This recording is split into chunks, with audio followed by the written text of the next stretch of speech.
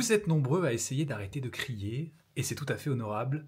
Vous avez compris que les cris étaient perçus par les enfants comme des violences, et donc vous voulez mettre fin à cela.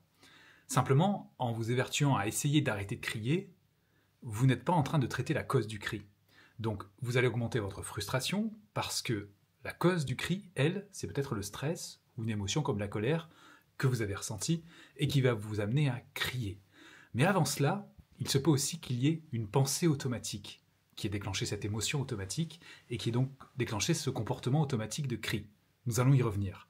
Dans un premier temps, on n'arrête pas de crier sur l'instant. Lorsque le stress est là et qu'il est en train de nous déborder, la seule chose que nous pouvons faire pour éviter le comportement automatique, c'est justement de faire une pause, une temporisation, et se dire « je suis en train de m'énerver, je suis en train de me mettre en colère », et justement, c'est cette colère et cet énervement qui vont déclencher le stress. En faisant ainsi, en faisant cette pause accueil, on l'appellera ainsi, vous allez accueillir votre émotion, vous allez accueillir votre stress, et cette écoute que vous allez vous donner va vous permettre de vous apaiser. Ensuite, vous allez peut-être pouvoir donc agir avec plus de calme. Là, c'est sur le fait. Autre façon de faire, c'est de travailler en amont, lorsque vous êtes au calme. Et c'est au calme, justement, que nous allons essayer de nous remémorer les scènes où nous avons crié. Et en faisant ainsi, nous allons essayer de voir quelles étaient les pensées qu'il y avait à ce moment-là. Par exemple, votre enfant a renversé un verre d'eau, vous avez automatiquement crié. Alors peut-être que vous avez eu le souvenir d'une expérience personnelle de ceci qui a redéclenché le même comportement, mais peut-être aussi que ce verre renversé a déclenché une pensée automatique, il a fait exprès de faire ceci, qui a déclenché une émotion désagréable, du stress, et le cri est sorti. Et c'est là où il va falloir faire preuve de précision, c'est sur cette scène, quand vous y réfléchissez à froid, quelle est donc cette pensée? Et là, effectivement, si c'est cette pensée « mon enfant me cherche », est-ce que cette pensée est vraie? C'est donc le questionnement que nous allons nous faire.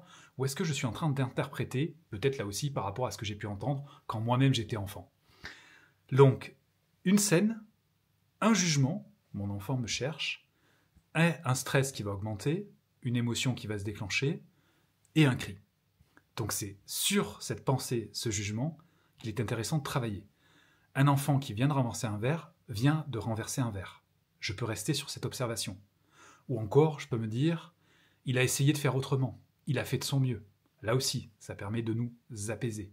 Mais toutes ces pensées anxiogènes, parce qu'elles sont là aussi en termes de rumination un peu tout le temps, vont nous mettre dans un état de stress qui peut nous mettre dans cette zone à risque pour crier. Donc à nous de pouvoir, sur une feuille, se remémorer les fois où nous avons crié et essayer de revenir sur cette pensée ou cette croyance qui peut nous amener à ce type de comportement.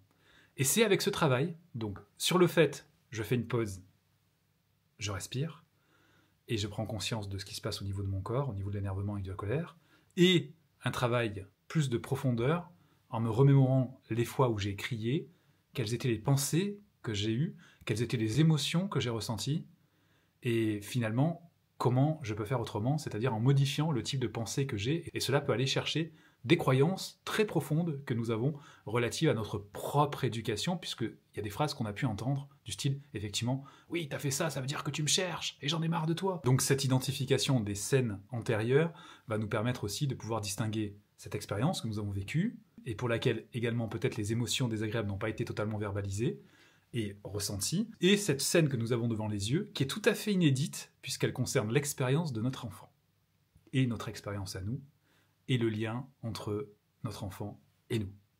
Voilà pour cette vidéo sur les cris. Vous trouverez des outils également dans la boutique avec une roue des choix pour remplacer les cris. Et je souligne encore une fois que ce travail sur les cris doit d'abord se faire au calme, en analysant justement ce qui nous a amené à crier. Et une fois qu'on aura identifié les causes de ce comportement, c'est-à-dire le stress, les émotions, les automatismes, eh bien nous pourrons changer de comportement. Sinon, c'est compliqué.